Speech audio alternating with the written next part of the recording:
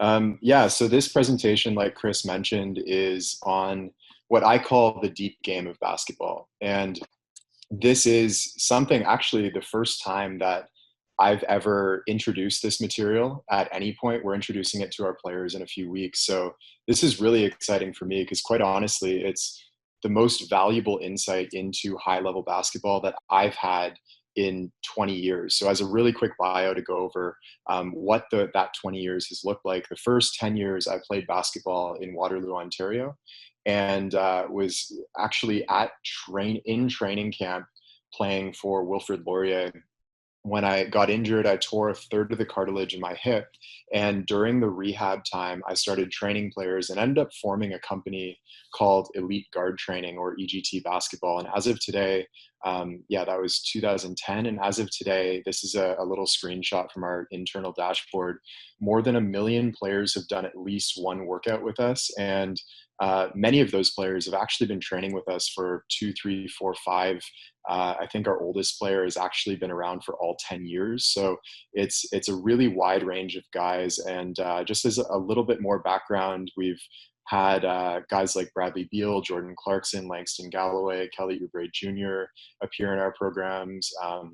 We work with trainers like Drew Hanlon, Alan Stein. Cody Toppert is at the University of Memphis. Tim Martin's or trains Trey Young. Damon Altizer works with University of Virginia. We have a lot of YouTube subscribers, blah, blah, blah. Point is, we've done a lot of stuff and we've tried a lot of stuff. And we've had a lot of players come through our programs and do a very wide range of different training with us. So we've really had a chance to gather a lot of data on what works and what doesn't, and what makes players ascend to the next level, while other players who might be just as talented fall short. And the one thing, almost without exception, of all of the players who've gone up through the ranks with us from high school to college, and some professionally, is that they all could play what I call the deep game. And the deep game is just my way of saying the part of basketball that is played with the mind. And the part of basketball that's played with the mind, the important thing to understand, and the realization that I made, is that every time your players step on the floor, they're always playing two different games at once. There's what you might call the surface game, which is everything we can see. It's the game of skill and athleticism. And that part is very obvious, but the not so obvious part is the game that's happening below the surface that we can't see. It's what I call the deep game, or the game that is played with the mind.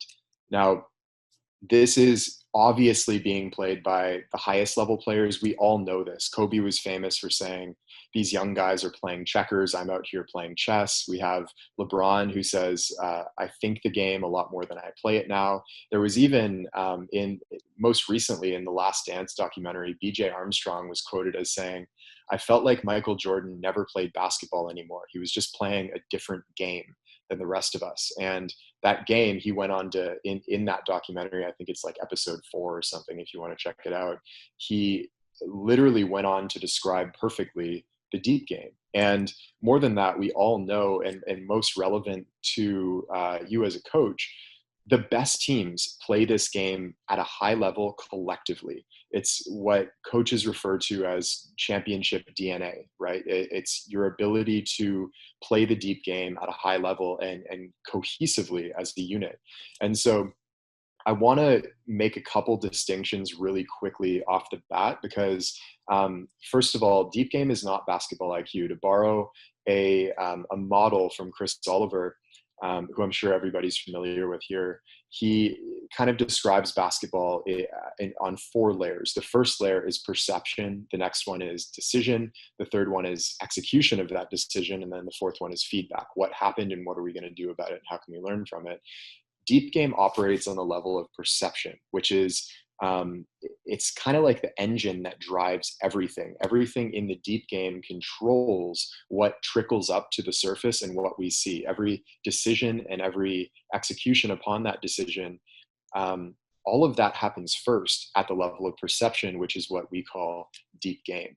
The other distinction I want to make is that deep game is also not mental toughness, it's not confidence, it's not, killer mentality or leadership or really any of the buzzwords that all of us are more than familiar with by now. They're posted every day on social media and memes and whatnot. It's not any of that. Mental toughness and confidence and competitiveness and leadership and all of these things are byproducts and symptoms of playing the deep game well, but they in themselves are not the deep game. So there's a lot of people out there telling kids to be more mentally tough or have more confidence and this and that, and it doesn't really mean anything. There's nothing tangible that kids can actually grasp and use. And so my goal really with the deep game has been to create a map or a set of rules, just like in basketball, where the surface game is very, very clear, right? We all know the basic rules. Go out of bounds, you turn over the ball. The team who scores more points wins. Even beyond that, like if you tuck your elbow under the ball, you're probably going to shoot better. There's very simple things that we all understand, but the deep game is a lot more ambiguous. It's a lot more esoteric in a sense. It's never a map of that game, and a rule system has never been created. And so my goal over the past few years has been to actually create a map of that game. What are the actual rules that are always true?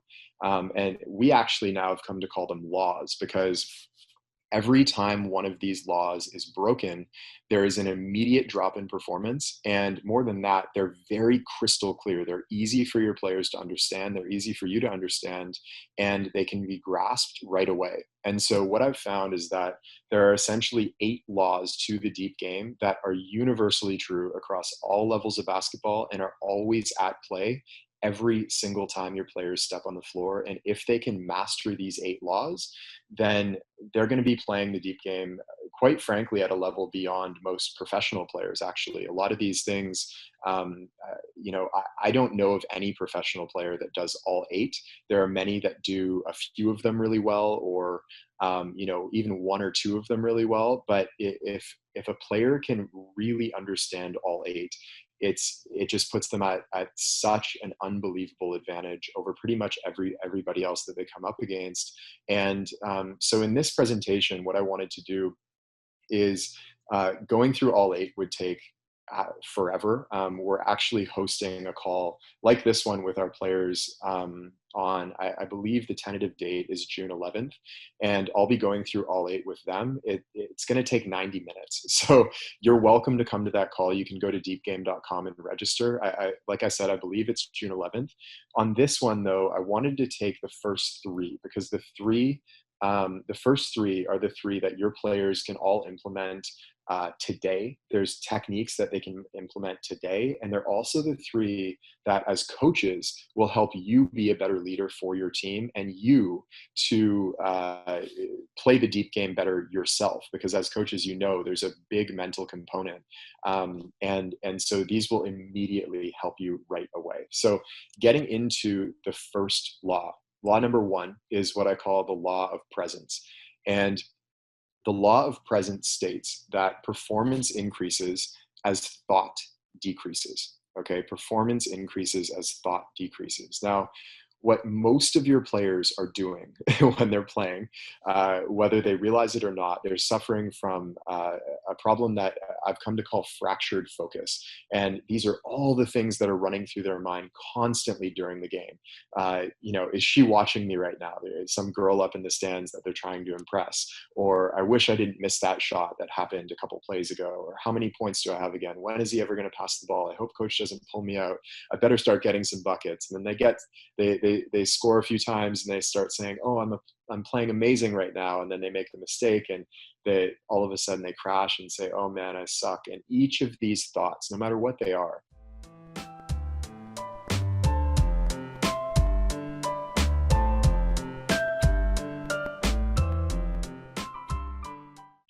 taking them out of the present moment of the game. So there are these little fractures in their focus that are robbing them of performance. And the analogy I like to use is that it's kind of like trying to drive while brushing your teeth, right? There's this Mr. Bean gif that I found. They're trying to play the game of basketball at with all of themselves while doing something completely unrelated, which is spending time thinking about the past and the future. That's completely unrelated to what's happening in the moment. So our goal is to stay completely present. Our goal as players and even as coaches is to stay completely present no matter what's happening during the game, to stay completely present on what is the next move right now. And the best example of this, just to share a really quick story, came from Kobe Bryant's 81-point game. And there's this famous interview with Kobe and Jalen Rose, where Jalen Rose, you can see, was guarding him that game. And Jalen was saying to Kobe, the most impressive thing about that game is that he never beat his chest.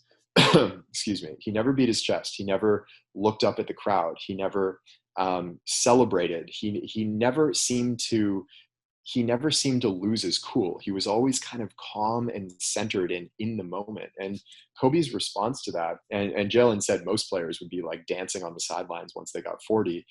Kobe's response was, the most important thing is staying present. That's all the zone is. You're right here in the present, and the only thing that matters is what's right in front of you. And the trick is, how do you do that? This is a direct quote from Kobe. And so I want to give a technique for actually doing that. And it's the technique that Kobe himself used and Phil Jackson taught to all of his teams. And that the answer is you train it. You train it just like any other skill in your game. And this has been referred to as meditation, but meditation has come to mean a lot of different things, and it's hard to grasp for players. So I'd like to be a bit more specific with what we're actually doing here. So we call this exercise full focus, and we recommend at least 10 minutes a day where a player, and there's many ways of doing this. I'm sharing one that has been successful with, we work primarily with high school level players. So, if you're working with players who probably meditation is very foreign to them, this is a good entry point for them. And all they do is they sit down with a basketball in front of them and they focus all of their attention on the ball. And every time, inevitably, their mind is just going to go crazy. It's going to wonder, what are we having for lunch? Should I be doing anything else? I wonder if I'm forgetting a homework assignment, whatever it might be. Their mind is going to wander. And every time their mind wanders, they simply bring their attention back to the ball. And the point of this exercise is not, as many people say, to just stop thinking entirely. The point of the exercise is to bring their attention back when they find their mind wandering. And this is kind of like doing a bicep curl for your brain. Every time they bring their attention back, they're strengthening their ability to hold their mind in the present moment when they play. And when they find themselves suffering from that fractured focus and scattered mind, and they're up in their head during the game, they can actually have the mental strength to pull their attention back into the moment and stay there. And so this is really, really effective. It quite literally is like entering the zone on command. Like Kobe was quoted as saying, the zone really is just being completely absorbed in the present moment. And we talk about it as this mystical thing, when in reality, the zone is an attainable state of mind for anybody at any time. And advanced meditators quite literally live there. And so it's attainable for us to be able to enter the zone on command. And when we do this, your players are free from nervousness and worry and self-doubt. They don't get stuck in their head during games, because all of that exists in the past and the future. All of the lack of confidence and those sorts of things are completely gone when they're in the moment. They're playing with clarity and vision and focus, court presence, and the full force of their talent can finally shine through because they're not holding themselves back. So this is such an unbelievably helpful tool for your players. And one of our players actually is he's a FIBA 3-on-3 professional player. He played professionally in Germany as well. Actually was supposed to be at the Tokyo Olympics, but we all know what happened there. And he articulated it in the best way I've heard. He said, "I'm finally playing free. I'm finally playing free." He's free of all of these thoughts that were running through his head before that he couldn't control. And I thought that was just such a beautiful way of putting it. And for a player who plays at quite a high level now, he's doing this 3 times a day for up to 45 minutes. So it really gives you a glimpse at what is possible here. And so that is law number one, the law of presence. Law number two is what I call the law of reverse effort. And the law of reverse effort states that the harder you try to play well, the more difficult the game becomes. Okay, the harder you try to play well, the more difficult the game becomes. And I guarantee you, I've told this to a few players, and a few of them actually burst out laughing because they realized how true this was in their lives. It was like a catharsis for them. Like, oh my God, I can't believe that that's what's been going wrong. And we see this across every area of our life, right? You've probably noticed the harder you try to fall asleep when you're tossing and turning, the more awake you feel. And it's only when you finally relax your mind and just give it all up that you can finally drift off to sleep. And or the harder you try to remember a word that's on the tip of your tongue, the more your mind just keeps on going blank on you. And maybe you just give up trying to remember the word and go take a shower or something, and it finally pops into your mind. Basketball is the same way. When a player is trying so hard to play well, it's kind of jamming up their performance in the same way that our mind gets jammed when we're trying to fall asleep or we're trying to remember a word. And the only way to play to the best that your players can play to the best of their ability is to let go of trying so hard to play well and just allow the game to happen, allow themselves to just play. So to illustrate this point, I want to tell a really quick story about a very good friend of mine, and we're using the name Daniel because I'm not going to share his real name here. This is a true story. Growing up, I had a friend, we'll call him Daniel, who trained for 2 to 3 hours a day all year round. He had the best handles on our team by far. And I say by far, he literally he was one of the few players who I've ever seen could do anything with the basketball at any speed, any move. He did not lose the ball. He was the the quickest, shiftiest player on our team. One summer, he and I, we used to break into this gym in the summertime, and we would shoot 500 to 1,000 shots a day. And he consistently shot 80% or higher in training. And his IQ in an X's and O's, from an X's and O's perspective, was so high that he actually became a college coach in his mid-20s, okay, an assistant coach in college. So on paper, he should have been like just an incredible player. But the truth is, Daniel was the 10th man off the bench all through high school. He quit the team before his senior season, and he never played past high school. And the reason for that was he was kind of a tryhard. He was, every time he got onto the court, if we were in a blowout, which was kind of the only time he played, he was constantly looking over at our coach to see what his coach was thinking about what he did. He would freeze up every time he touched the ball. He had really elite level skills that just vanished once he got into a real game. He was always comparing himself and how well he was playing and how good his skills were to other players on the team. He beat himself up and hung his head every time he made a mistake. He put this crushing pressure on himself to start playing better. It drove him crazy that players who didn't seem to care about basketball would outplay him. And bottom line, he ended his career without ever showing his true potential in the game of basketball because he was just trying way too hard. He could never just relax into the game.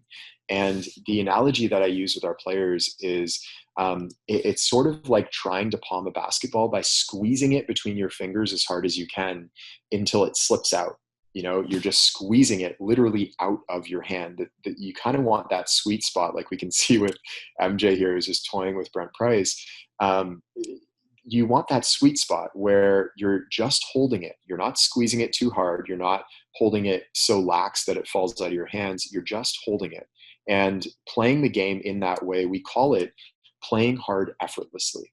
Okay, when your players finally allow the game to come to them instead of forcing plays or making things happen, that's really when that spontaneous creativity that's been hiding in their game comes to the surface, so that the moves they make are intuitive and precise and efficient. They're playing with that relaxed aggression that you've seen them play with when they're at their best. And one of our players said it really well after after going through a process with us to address this, he said, I started making moves that I'd never even practiced before. It was like my natural basketball talent just popped out. And this came from a high school point guard who actually, believe it or not, one of the crazier stories I've heard, he went from 3 assists per game to 13 assists per game in one summer. Really, really impressive. And the bulk of his training was actually around deep game techniques. So, just really, really, really powerful when they can finally just relax and begin to play. But I can't emphasize enough, this takes work. You can't just tell a player, just relax, just let the game come to you. It doesn't work that way. It's a mental pattern that has to be rewired.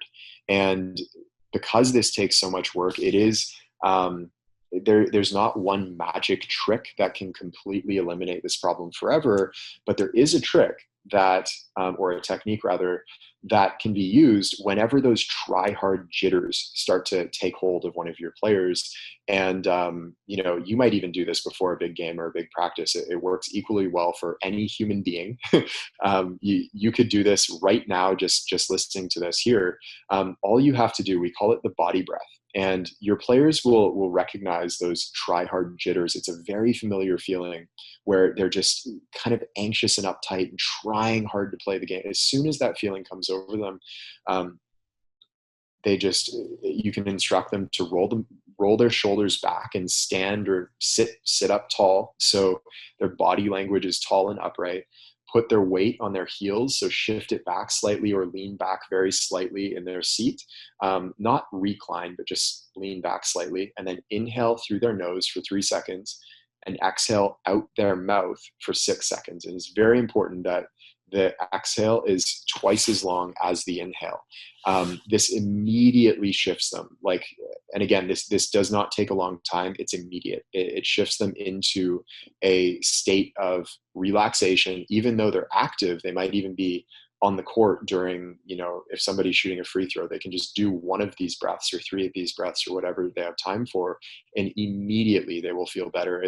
We say it's like getting a mental massage. You immediately feel better when you do this. And there are lots of NBA players who actually do this. LeBron famously was, I don't think he called it the body breath, but this is in this particular little GIF image was from, I believe, the 2012 NBA Finals. So LeBron, here you can actually see him breathing in through his nose and out through his mouth, okay? So this works for players at every level of the game. It's equally powerful. For every human being with a human nervous system, this will work.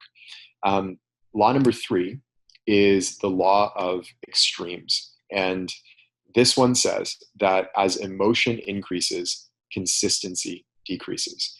And consistency is the important point here, because we all know that players can play well emotionally. That's absolutely true. You can play well emotionally. We've all seen guys get hot and get excited and go off for stretches of time. What you can't do is you can't play well consistently emotionally. You can't have consistency at a high degree of emotion. And what happens with emotion most often is kind of a phenomena that we call the vortex. And you've probably witnessed this, right? A player makes a mistake, which causes them to get frustrated, which clouds their mind on the next play, which causes another mistake or a missed opportunity, which causes even more frustration, which clouds their mind even further. And it's kind of this vortex problem that goes on and on and on until they end up playing, a bad quarter and then a bad half, maybe a bad game, maybe they enter into a slump. And that's all emotion that is spinning off into this vortex. It also goes the other way around. They make a big play, which causes them to get excited, which clouds their mind in the next play, which causes them to miss an open opportunity or make a mistake, which causes that excitement to crash, which clouds their mind even further. And they go on and on into that emotional vortex. Now, the analogy that I use and that you could pass on to your players is playing with emotion is like trying to see through your windshield during a thunderstorm. It quite literally, the emotion itself is tinting the windshield. It's clouding their ability to see things clearly. It's very common for a player to get tunnel vision when they're angry or If they're jealous of another player on the team, which is very, very common, whether coaches are aware of that or not, there's a lot of jealousy going on between players constantly. And all of these emotions are just clouding their ability to execute on what you need them to execute. So our goal here is to not get too high and not get too low, but just stay right in the pocket. And there's a really, really cool example of this with Damian Lillard, who is one of the best that I've seen at this in the NBA currently. And it's from his high school career. So Damian Lillard was playing in this game as a high schooler against the best team in the state at the time. And there's less than, I think, like maybe 5 seconds on the clock or whatever. They're down 3. He's got the ball. He brings the ball up, pulls up just over half, defender in his face, and hits a 3 to send it into overtime. Everybody goes crazy. The fans rush the court, team rushes the court. He's like pumping his fists and screaming and doing what players do. And out of the corner of his eye, he looks up at the crowd and he sees his dad. And his dad just does this short little fist pump and sits back down. And then he's stone cold. And Damian Lillard, his exact words were, "Wow, this dude is different." And from that moment on, he said that he tried to embody that demeanor when he played, to never get too excited, to never get too down, but to be right in the middle, in the pocket. And that allowed him, as you can see here, you can really see it in their faces.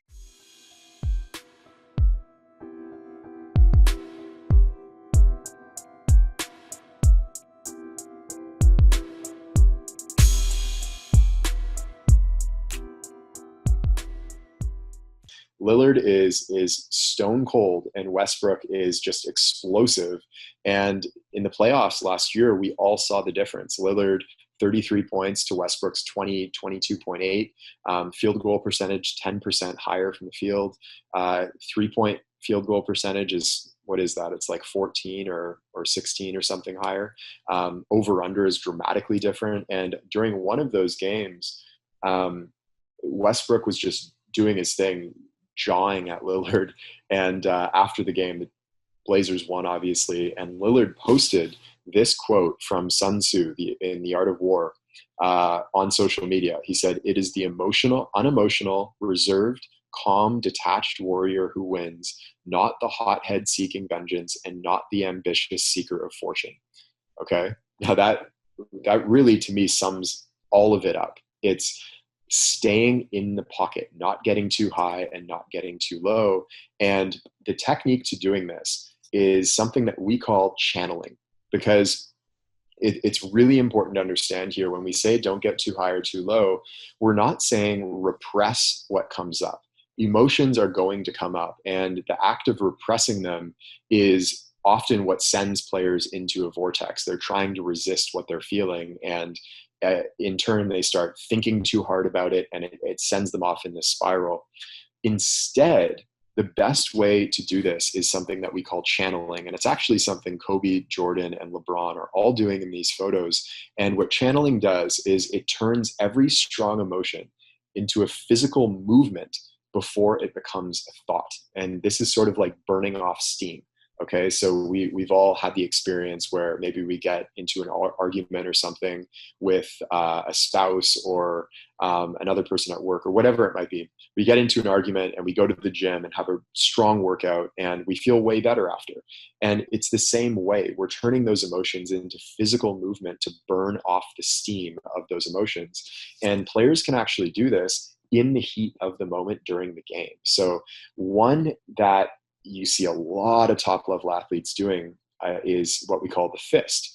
And when they make a big play and they get really excited, instead of getting all up in their head and congratulating themselves and saying, "Oh, I'm so good," and this and that, which inevitably causes that vortex problem to happen, they just simply do the fist. And it's this strong physical action. It's almost like they're channeling all of that emotional energy into that fist that encapsulates all of it before it can spin off into thought in their mind.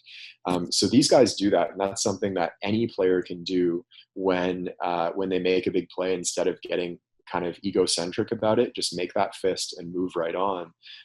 Frustration, on the other hand, this is one that is really, really effective. And I'll play this short little clip in a moment, because it's going to loop on me if I play it now.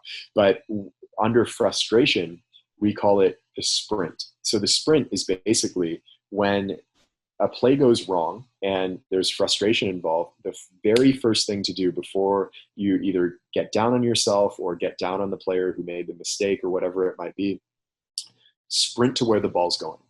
Just sprint to where the ball's going. Like as soon as, if you miss a shot and you start hanging your head and getting down on yourself, you're done. That's when players are crushed immediately. That's when the vortex happens.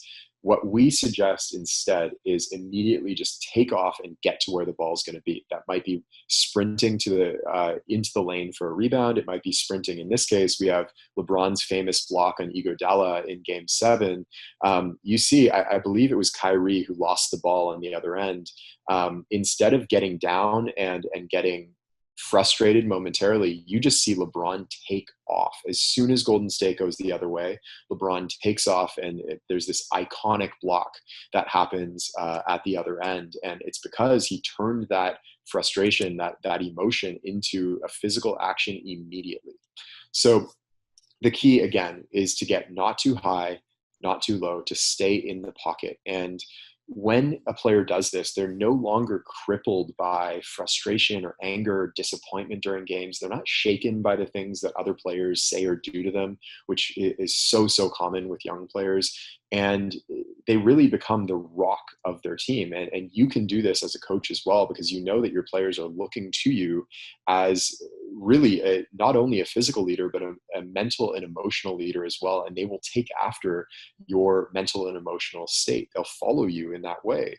And so you become the rock of your team, the coach or player that everyone knows they can count on to be stable when the stakes are highest. And most of all, nothing sticks to you. Like there could be some bad event that sparks this emotional outburst, but it doesn't stick to you. It just rolls right off, and you're right back into the moment doing what you need to do to execute.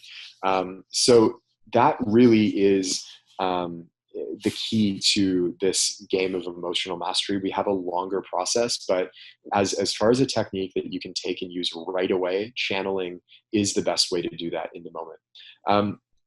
I wanted to go through those three with you on this call, but I also wanted to really quickly mention, and we won't go into too much detail here. Law number 7, though, is one that, especially for coaches, I think is important to mention. I call it the law of mastery. And the law of mastery states that the game rewards the player who needs no reward other than the game itself. And I bring it up now just very, very quickly because just to tell you a personal story for me, I was that player who, I was in the gym all day, every day in the summer and during the season. Frankly, basketball meant everything to me. And with that came this crushing pressure of, I want to win MVP. I want to get a scholarship. I want to do this and that, and have this, get recognition for my performance. And I want to average X number of points per game. And you have players on your team guaranteed who feel the same way.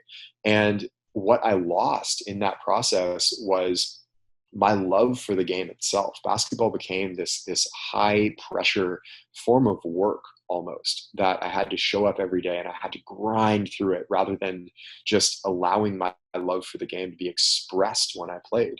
And what happened was when the first time I got hurt actually was in my senior year of playing basketball. And here in Ontario, we allow for a 5th year of high school. So I got hurt in my senior season. I had surgery.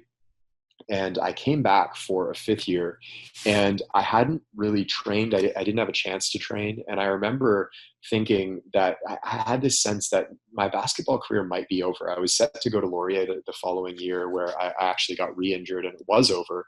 But I didn't know that at the time. I just had this sense of the pressure being off. It was like, oh, I can just, I got hurt. I haven't really practiced. I'm just going to go in and play. And I had the best year I played the best basketball of my life, but also I had the most enjoyment of the game. It was like this final send off for all the years that I played basketball was all in that season. It was the most fun that I've ever had playing the game. And if you can bring your players to reignite that love for the game that they have, and play with that, allow that love for the game to shine through when they play, you will be the greatest force for change in their life. If you can encourage that and not encourage them to win at all costs and to beat out the competition and all this crap that, it flies around grassroots level basketball right now, but just to really bring out their love for the game again, they will give you the best of themselves and they will love you forever. I promise you. And you will have an effect that reverberates far beyond their basketball career. So I just wanted to quickly share that. I won't get into the details and nuances of that law and the techniques and whatnot, but that is one that I just wanted to share really quickly here. Like I said, we are holding a call for our players that will go over all 8 of these laws, and you're welcome to join us. If you go to deepgame.com, you can register for that. No pressure. Like I said, it's going to be 90 minutes long. So it's very in-depth, and we'll go through some of the stuff that I went through already here, as well as the other 5 laws in detail. And then I think the first 75% or so of that call will be just straight up tactical instruction. And then at the very end, we'll be opening up an invitation into a paid program, which, again, there's absolutely no pressure to take. So if you do want to join just for the instructional portion of that call, you're absolutely welcome. I think as of right now, it's going to be June 11th, but we keep on having to push it back. So I'll keep you updated on that. But again, just go to deepgame.com. And the other thing to mention, we are running we run this annual birthday sale. It's my birthday tomorrow, actually. And so every elite guard training program from Drew Hanlon, Alan Stein, Damon Altizer, all of our coaches, actually, every program that we have in our library is up to 90% off right now. So if you ever want to check any of those things out, again, there's no pressure at all, but egtbasketball.com is where you can check those out. And we've got some really talented trainers there showcasing the very best of what they have. So just thought I'd mention that as well. The sale goes until midnight tomorrow. So if you want to check it out, by all means do that. And otherwise, I'm really, really happy we can share this with you. So any questions that you have, I'm happy to stick around and answer. That's great stuff, Coach. We got a few questions for you if you got time here. Yeah. So first one was, how does the approach change dealing with players when things aren't going well with them? The example that they used was a good player who's not finishing and getting frustrated with themselves. Is there an in-game strategy you would suggest at that point? So the question is players who are getting frustrated with themselves? In-game, yeah. And then has your outlook on that changed, I guess, over the years as you've gone through this? My outlook has definitely been refined, but it hasn't changed that much. Like for me, I was that player. I remember one of my coaches famously when I was in like 10th grade, he told me that I was playing as though I had this dark cloud over my head. And when Peter Campbell was recruiting me for Laurier, he said, I think I smiled in his office one time and he was like, "Oh, don't do that or other coaches are going to want you." And so I was like, I was that player who got really frustrated during games, even though I was playing well often. And the trick to it, honestly, there's a couple things. Number one is in the moment, you can refer them back to that body breath technique. Like that will dissipate that emotional frustration that they're feeling in the moment. They can immediately do that. If they're pulled off and they need a breather, they can immediately go into that body breath on the bench. And then the second thing that I would mention too is that, this is a little bit complex of an issue to deal with because there's a lot of things at play, and often it's beyond basketball. Players who get really, really frustrated, in my experience, and this goes outside the scope of this call, but in my experience, the players who get really frustrated, and we've seen many of them, have things going on at home. They have things going on just in their mind that are unrelated to basketball. They're probably people who get frustrated and down on themselves quite easily in other realms of life.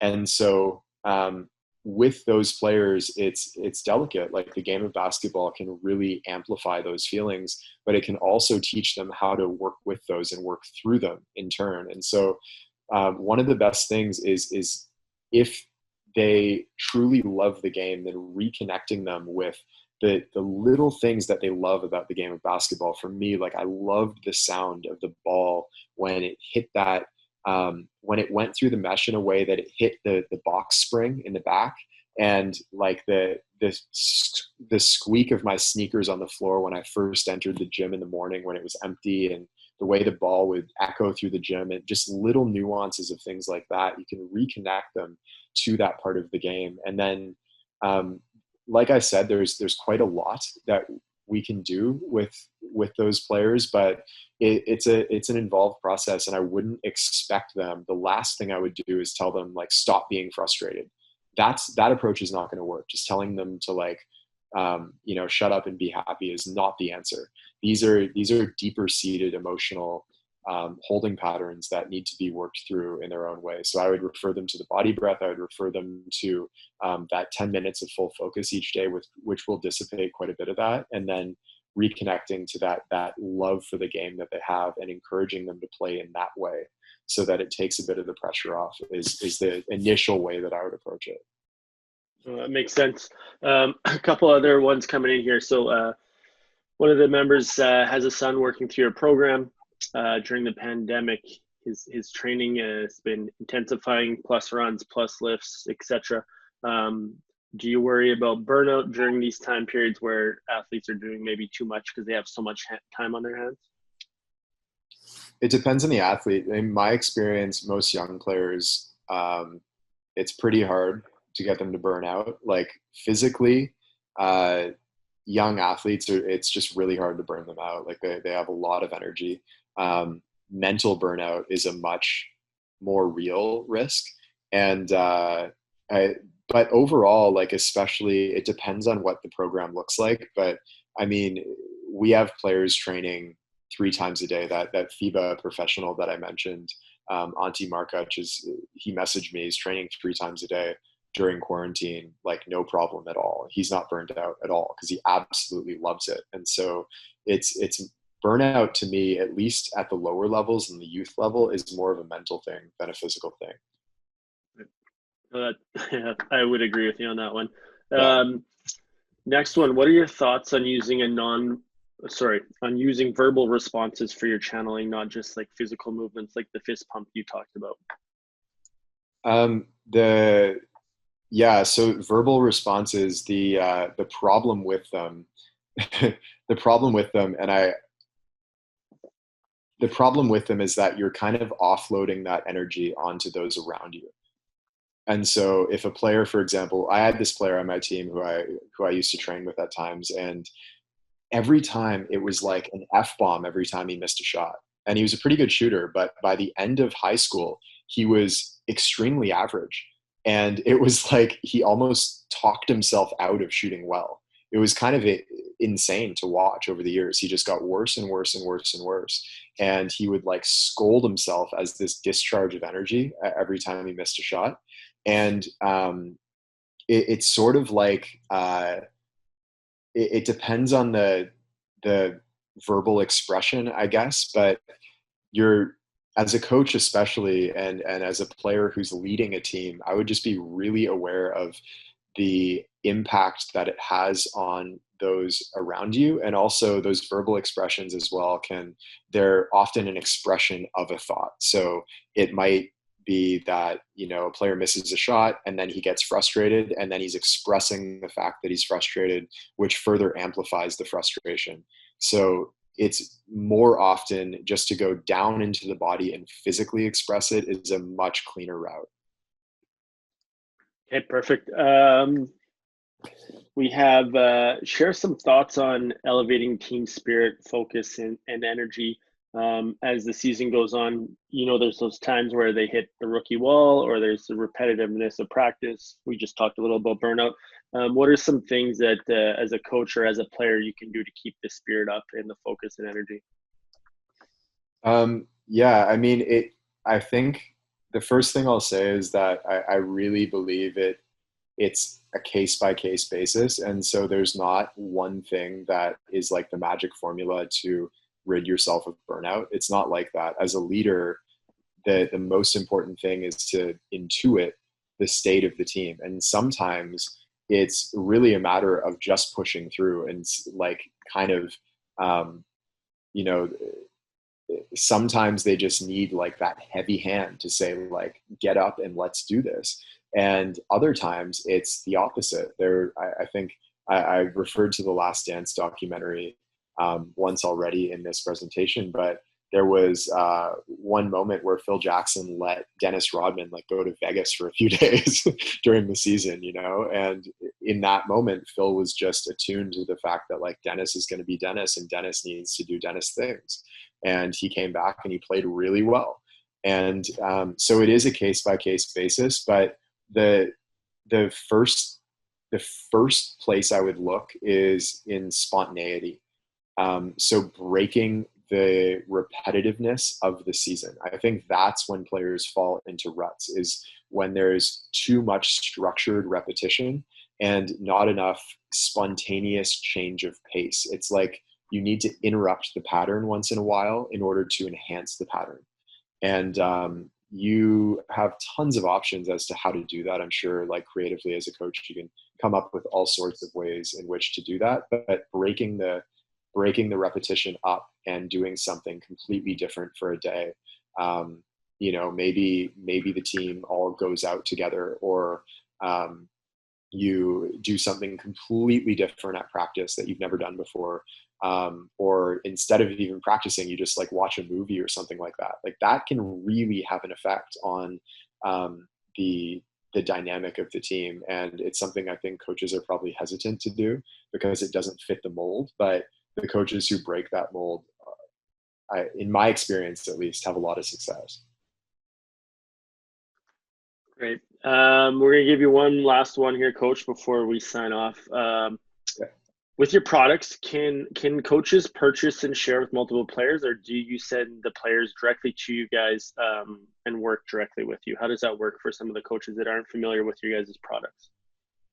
Yeah, that we get asked that question a lot. Honestly, you can, if you purchase one, basically one purchase equals one account, but that account can be shared with multiple players. The only issue is they may interrupt each other. So, if one player logs on one device, they might log off another player. So it gets a little bit tricky. And in certain cases, we've created like team accounts. So instead of, we'll just create the 12 or 15 accounts or whatever it is for a coach who wants to use it with his full team.